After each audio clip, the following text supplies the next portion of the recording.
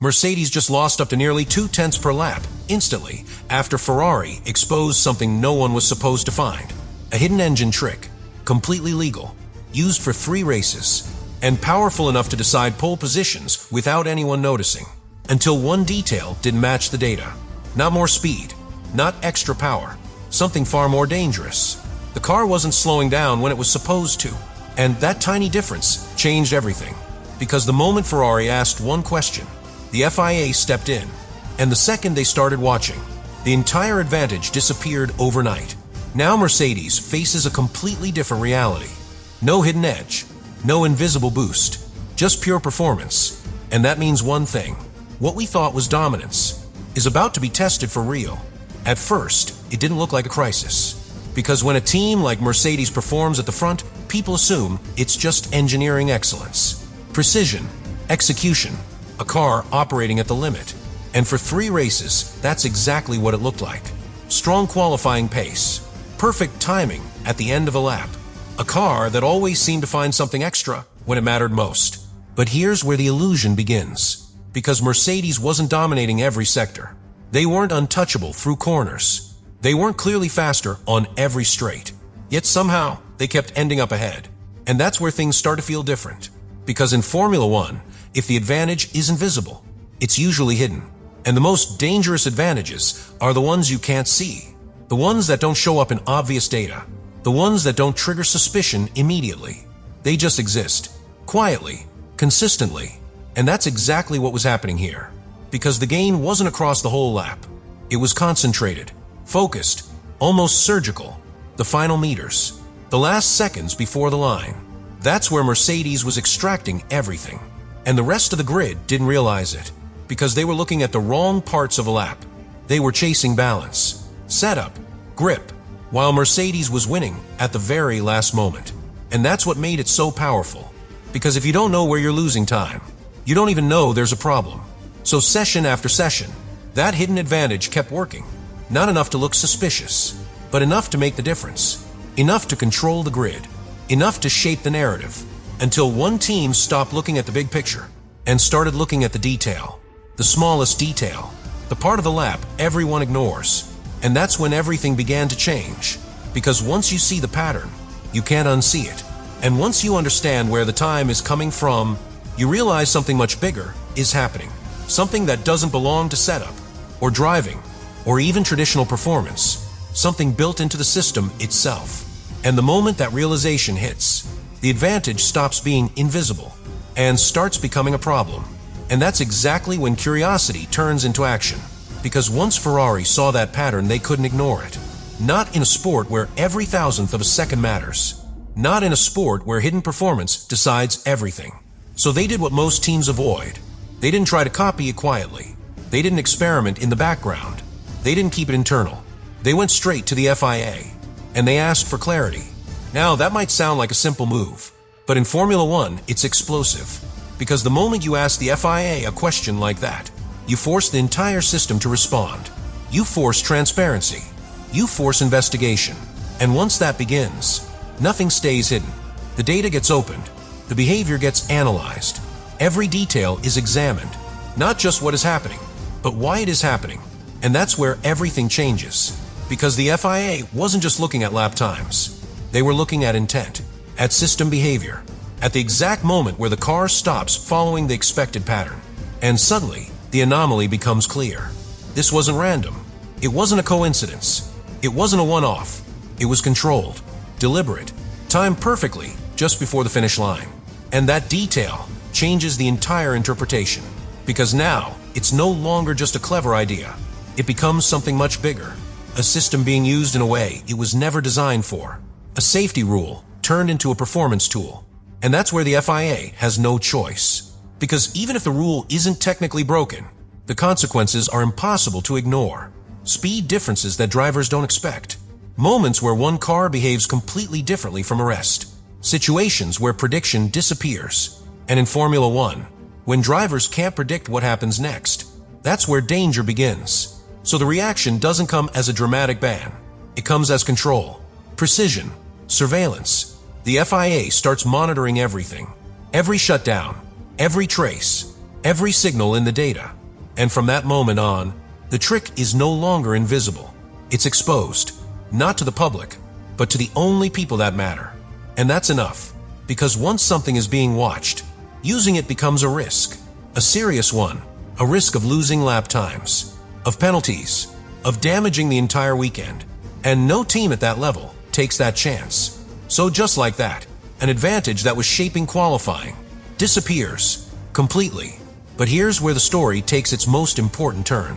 Because losing an advantage like that doesn't just change performance, it reveals the truth that was hidden underneath. And this is where the real damage begins. Because when you remove something artificial, you don't just lose performance, you expose reality. For 3 races, Mercedes wasn't just competing. They were operating with an extra layer, a hidden margin, something that gave them control at the most critical moment of the lap. Now that layer is gone, and suddenly everything feels different. Not just on the stopwatch, inside the car, inside the team, inside the mindset. Because drivers notice it first. They always do. That final straight no longer delivers the same result. The car fades slightly. The lap feels incomplete. And when a driver feels that, they try to recover it. They push harder, brake later, carry more speed into corners. But that's where problems begin. Because you can't replace something like that with driving alone. You can only compensate, and compensation always comes with risk. And risk, at this level, leads to mistakes. Small ones at first, then bigger ones.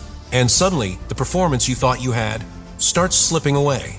But the deeper issue is not on track. It's inside the garage.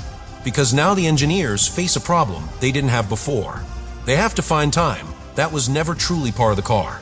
And that's almost impossible to replace quickly. This wasn't a setup game.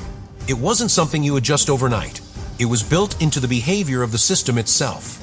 And now, that system is being watched. Every action, every anomaly, every decision, which means the solution is not simple. It requires redesign, recalibration, new ideas, and all of that takes time.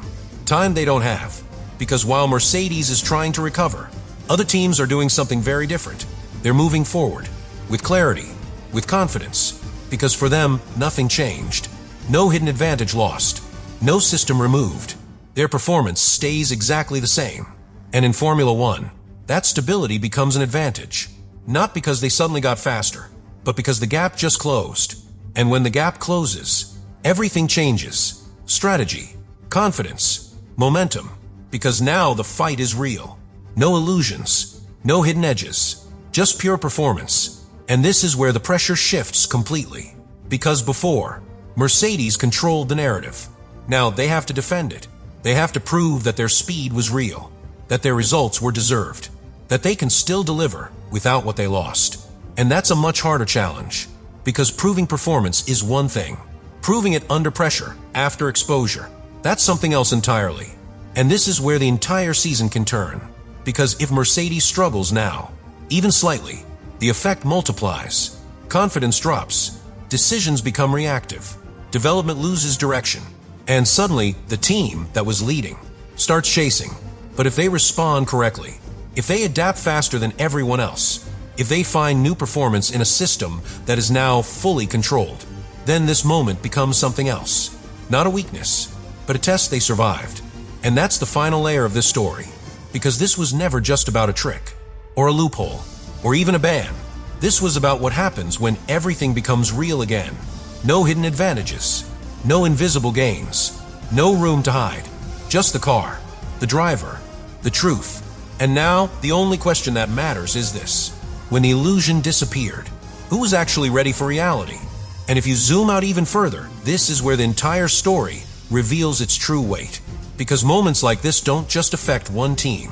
They reshape the entire grid, quietly, but permanently. For 3 races, everyone was chasing something that didn't fully exist. An advantage that couldn't be seen, that couldn't be replicated easily. That distorted the real picture of performance. Now that distortion is gone, and what remains is the truth.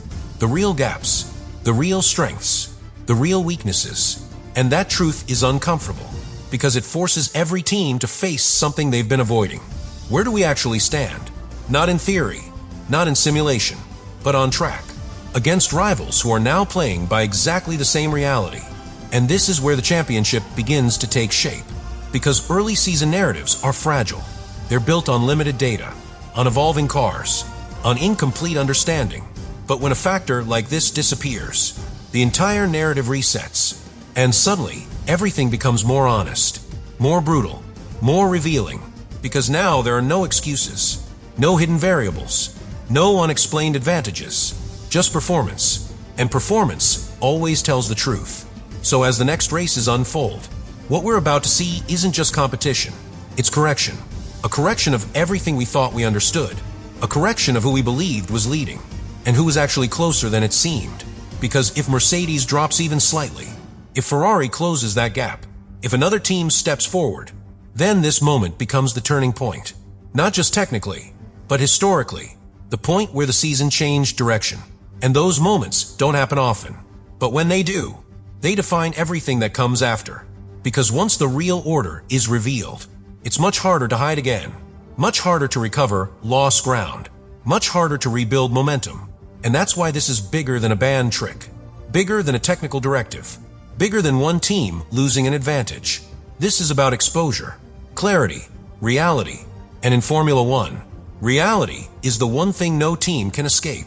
So when the lights go out in the next race, when the laps start counting, when the timing screens stop hiding the truth, one thing will become undeniable. This wasn't just bad news for Mercedes. It was the moment the entire season became real. And from that moment on, there's only one thing left to decide. Who can actually win when nothing is hidden anymore?